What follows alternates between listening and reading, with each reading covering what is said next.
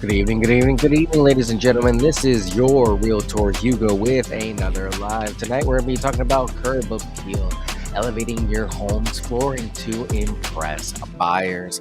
And this is just going to be another live talking about the things that you can do to improve your home for sale and to make it easier and more accessible for people to see your property and enjoy it and see themselves in it. So, again, thank you all for joining me for another live. I really do appreciate it.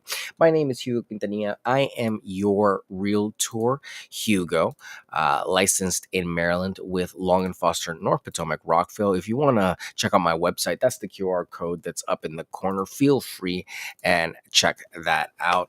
I really do appreciate you guys sharing the live and participating, leaving the feedback on your platform of choice. Tonight, we are live like we are every night on Facebook, Instagram, YouTube, LinkedIn, Twitch.com, and X. So feel free and participate on your platform of choice. I really do appreciate it. So get it started. Number one, assess your current condition of your flooring. Start by assessing the current condition of your flooring. Identify any areas that you need repair, replacement, or refinishing.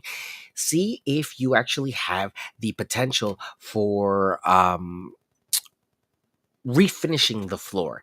If you can actually do the flooring again and just sand it down, maybe do another clear coat on it, you can really save yourself hundreds of thousands of dollars. So it can be really cost effective for you to do that and to invest in maybe doing some research on what you can do to better maintain your floor and improve the floor that you have before actually replacing it.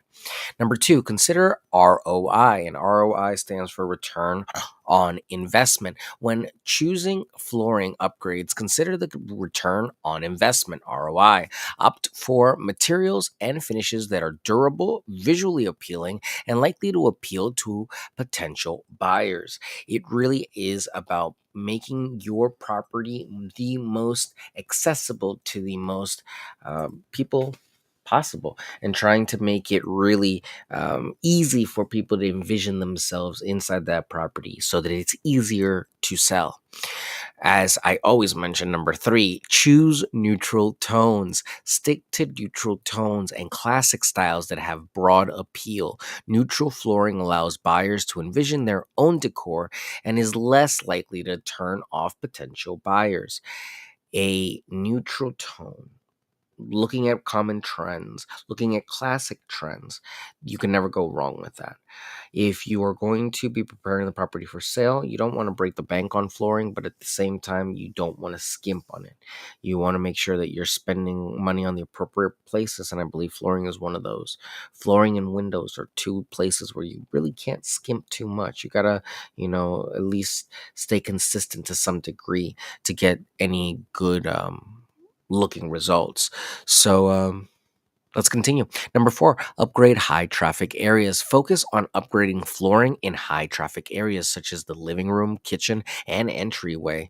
These areas make a big impression on buyers and should be in the top condition. It is the high traffic areas, the areas that are 20% of your normal day use. That's really where you're spending about 80% of your time in 20% of your home. Can you believe that? So look at the hallways, look at the bedrooms, look at the kitchen, look at the bathrooms. We all, if the house is big enough, we tend to have a bathroom that we use predominantly and then maybe a guest bathroom. Make sure that the guest bathroom is on par with the most used bathroom and vice versa.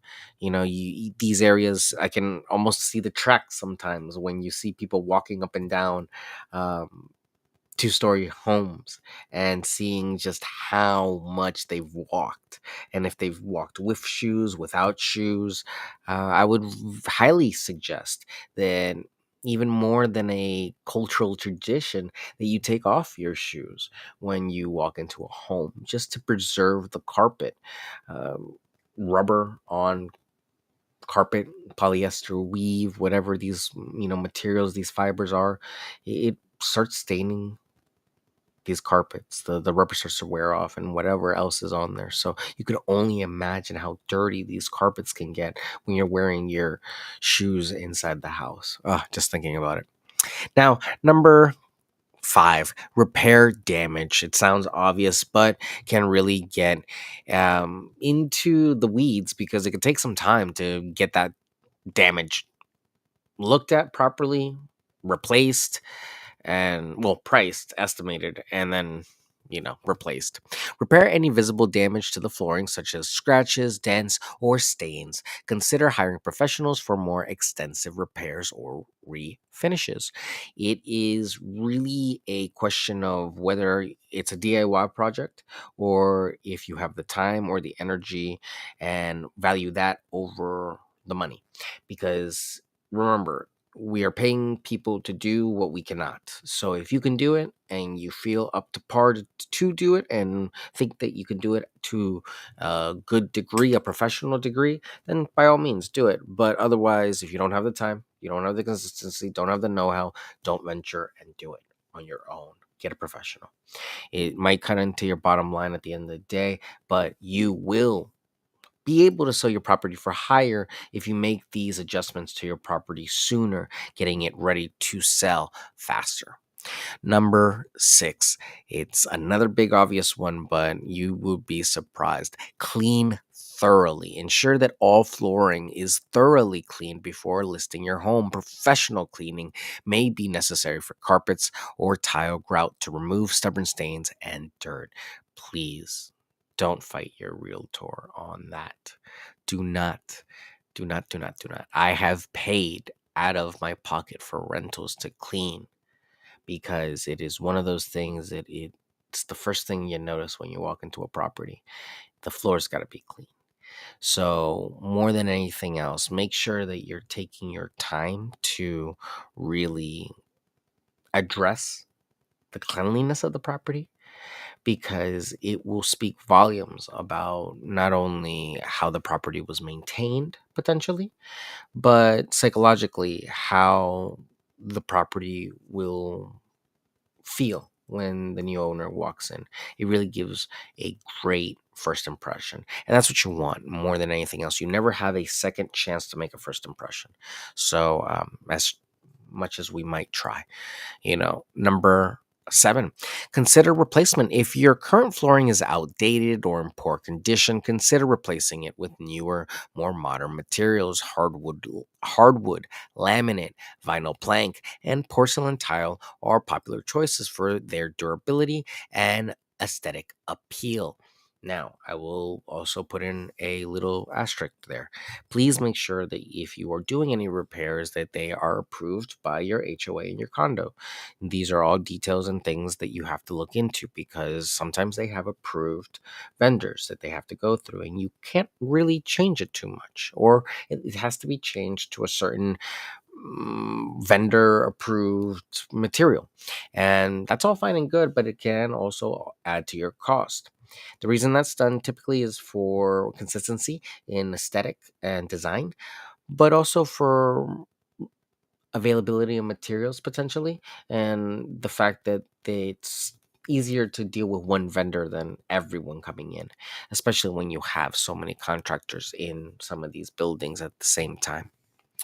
But let's see what else we can talk about. Number 8, stage effectively. Use area rugs and strategically placed furniture to showcase the flooring and create visual interest. Proper staging can help buyers envision themselves living in the space. But again, another asterisk. Do not use me telling you to stage your home properly as your passport to go and hide things under the staging rug, okay? Don't hide things. I know it's the buyer's responsibility in some people's eyes to, lift up the rugs and check underneath and see, but don't do that. Don't. If you're not going to stage the property, don't hide things underneath rugs. And if you're going to stage the property, don't hide things underneath rugs. If you need to hide things, repair them, replace them, fix them, or at least address them. Make it known that these things are there. I know in some markets and some situations, it's, you know, it happens. The floor is damaged when the rugs are gone. What are you going to do? But, you hate to see it. So make sure you're doing your inspection. Make sure you're looking underneath the rugs. Make sure you're looking underneath the staging just in case, because you unfortunately never know nowadays what might be underneath that dastardly rug. Number nine, highlight features. If your home has unique or desirable flooring features such as hardwood floors or custom tile work, make sure to highlight them in your marketing material and during home tours. It can really sell the property. And when they're clean, they gleam. And when you can capture that on film, it's a done deal. And really, that's what it is about. It's about communicating to the client and the potential buyer how good this property looks and getting it ready to sell in the best way possible. And that's my favorite part about this job, and I love it every time I do it. I have a new listing coming up pretty soon, so I'm really excited about that. And yeah, their listing properties is the most exciting part of real estate. It comes with its own hassles, but I love the transformation.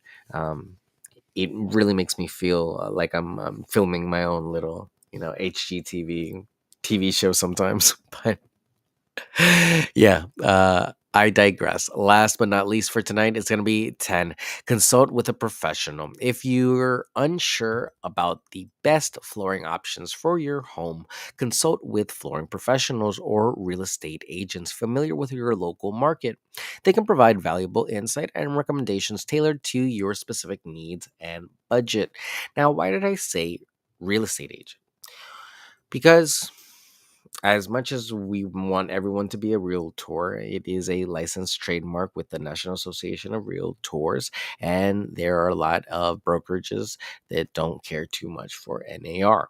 So from here on out, I'm unsure as to what that name might mean to many.